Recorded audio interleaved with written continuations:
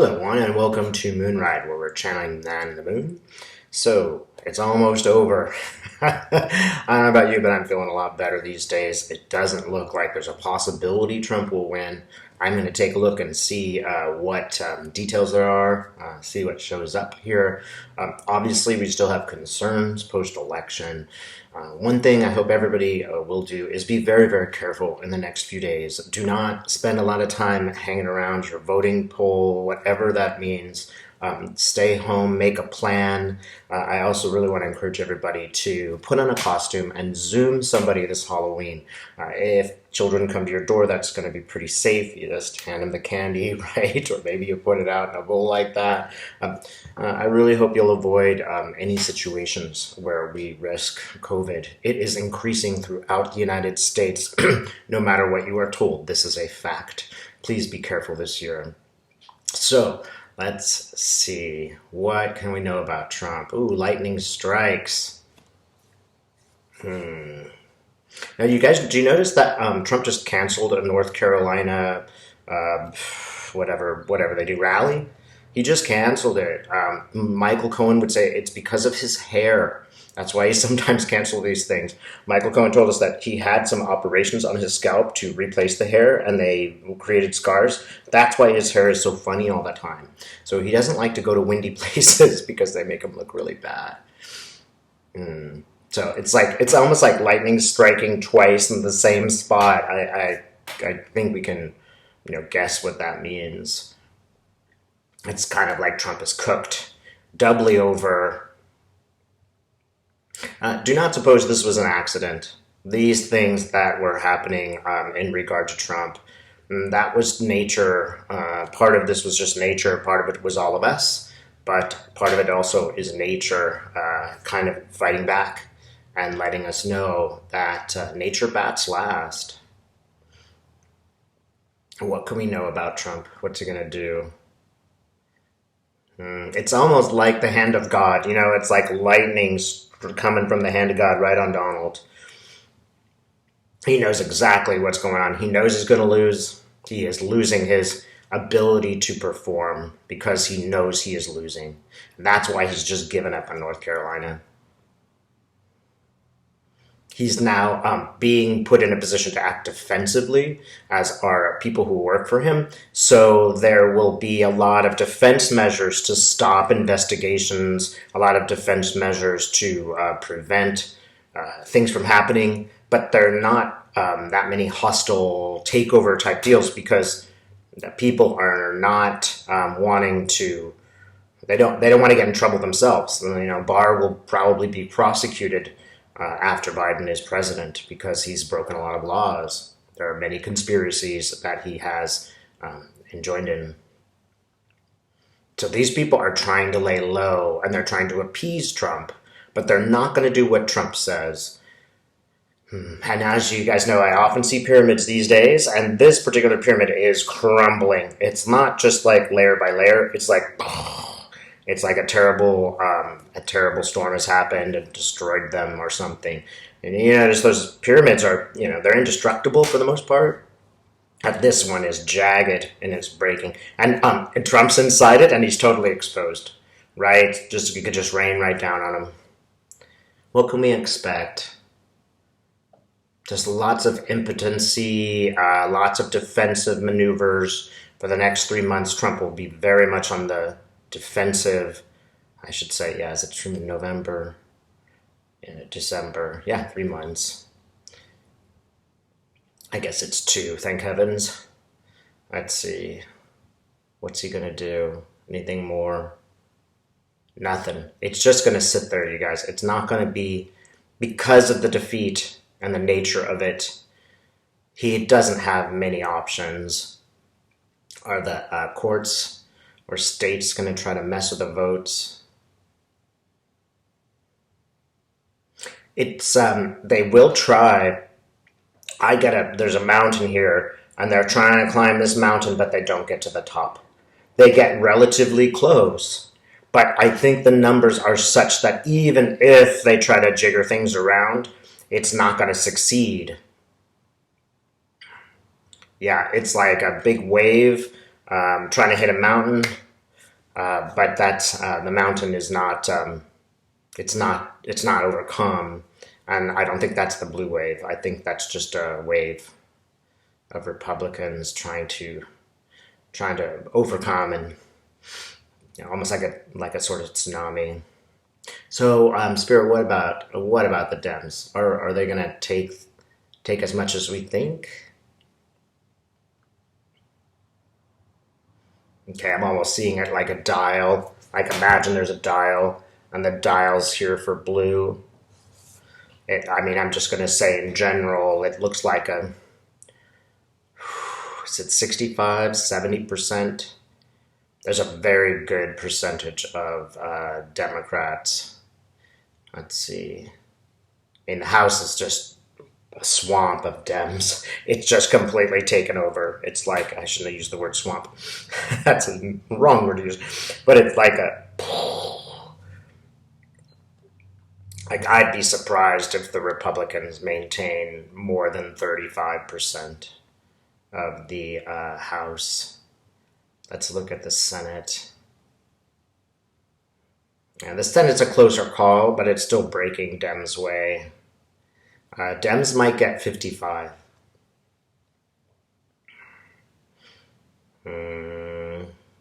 Lindsey Graham isn't looking so happy now. I know I said that he was still looking like he was going to win. If he wins, it will be by it's just the slimmest of margins. He will be on notice. If he wins this time, he won't be very useful or potent. He'll just be that guy. He won't have any real power.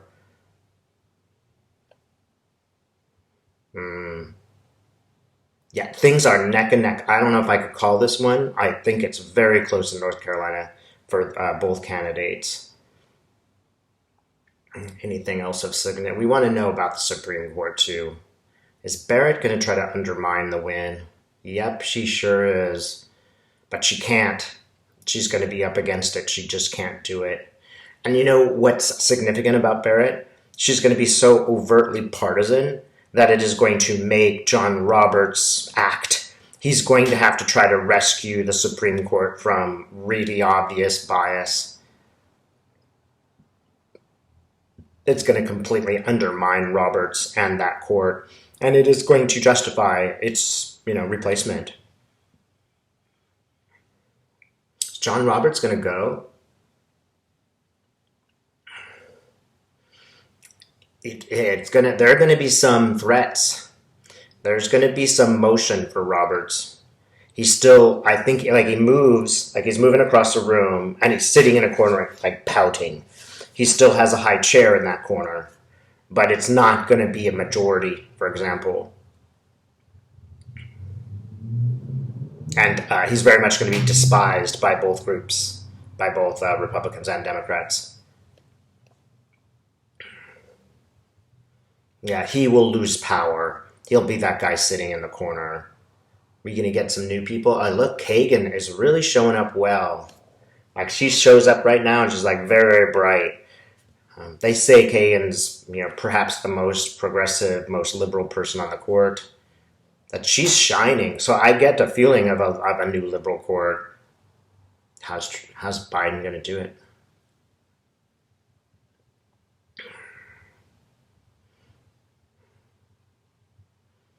How's Biden going to do it? It's like he keeps going, look, there's these 2 empty spaces. Maybe 3. Look, it's empty. There's nobody sitting there. Of course I'm going to fill those seats. So I don't know how he gets rid of some of these characters, but it's it's so easy. He's just look, it's easy. It's not going to be as hard as you think. And, we can complain about all the Republican tactics, but in a way, they justified this kind of extraordinary behavior. So now there is no need, no necessary intention to work together with both parties. That's not working anymore. So, let's just go to town here. That's sort of what Biden's saying. They're going to criticize anything I do and undermine anything we do. So there's no need for bipartisanship. It's just a waste of time.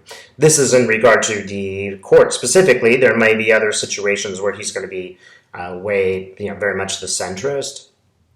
But in this particular case, he knows The Democrats are never going to win again if everything is stacked against them.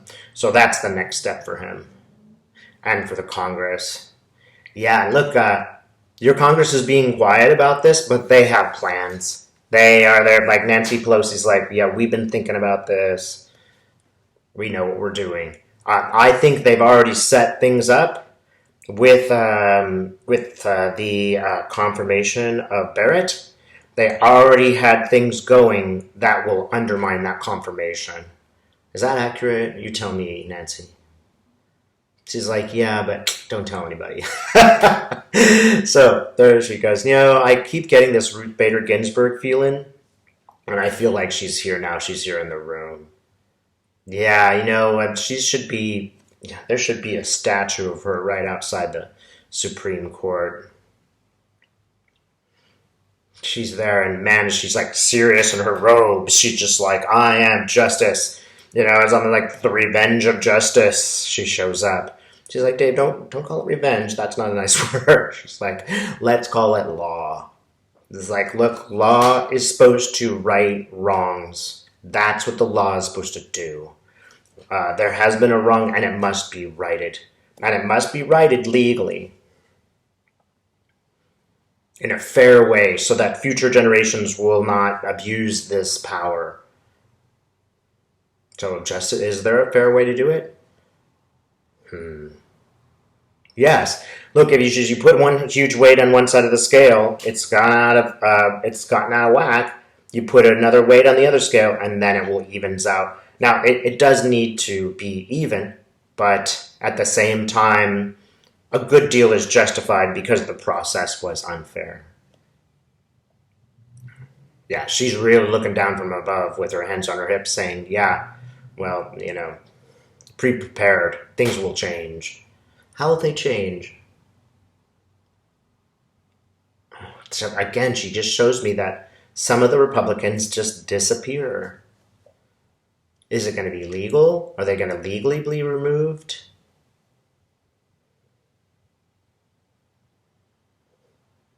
Essentially, what I get is Biden sitting down with Roberts and saying, these guys got to go. If you want a legitimate court, you remove them, and if you don't, I'll take care of it.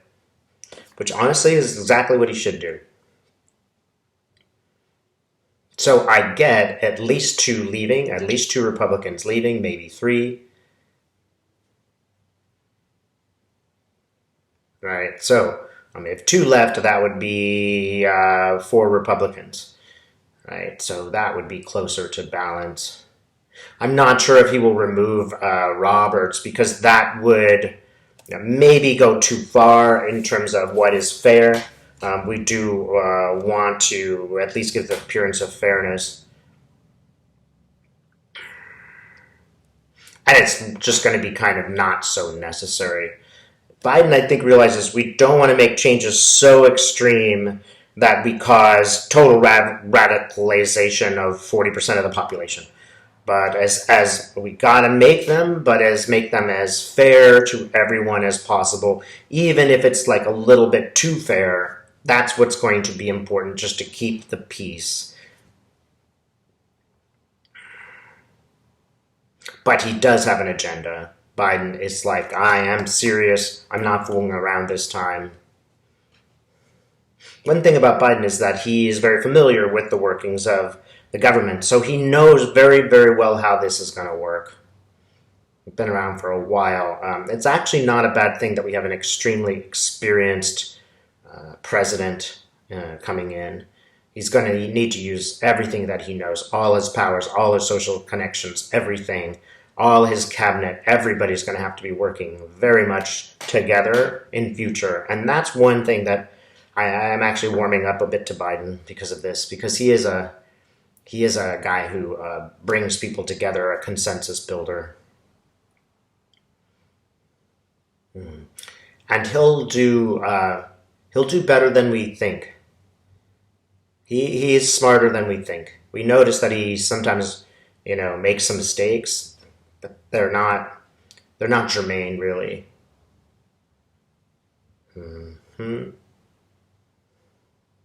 So, last question is, anything more about Trump? Trump has the sword in his hand. It's electrified. But you know what? He takes that sword and he sticks it right in the dirt. And then he literally runs away. All right, so don't forget that this man is truly a coward. And he's a fearful coward. And when he's not in charge, when he's not running the bully's rules, he'll run away like a scared kid. Because that's who he really is. Will there be violence?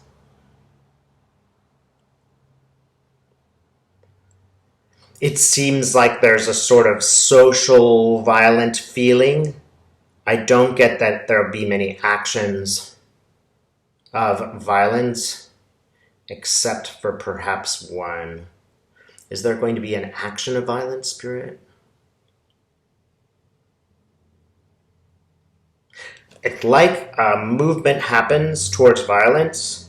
Maybe they even hit the streets, but they're quelled. I have a feeling this will happen someplace along the East Coast, that there will be people who are, maybe getting guns and going to a certain direction, but they are stopped by the American military, actually.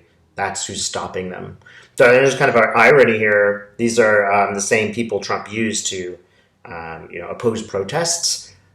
So imagine these people who are really, really right-wing facing their own military. That's going to kind of crush them, because these are the people that are supposed to be on their conservative side, and they're not. The military is these guys, and fatigues are really trying to keep the peace. And it's interesting also that these people keeping the peace, their minds are starting to be changed too. While they see what the extreme right, the nut jobs are doing, they are starting to reevaluate, who's right and wrong in this situation. If I'm the law and order guy, and here are these people acting against me in a revolution, which is against the democracy, their minds are kind of changing. Don't underestimate this. Don't underestimate how people are watching these things unfold, and their minds are changing because of the actions of people like Trump and the right wing. In a way, this right wing is the best, hard conservative, is the best advertisement against Republican Party in general, because people will identify those violent actions with that party. So again, be very, very safe and be very aware, but do not despair entirely. Some of these things are coming out just for example, so that young people can see them and read about them in history books and know how America got off course. All right. Thanks for watching.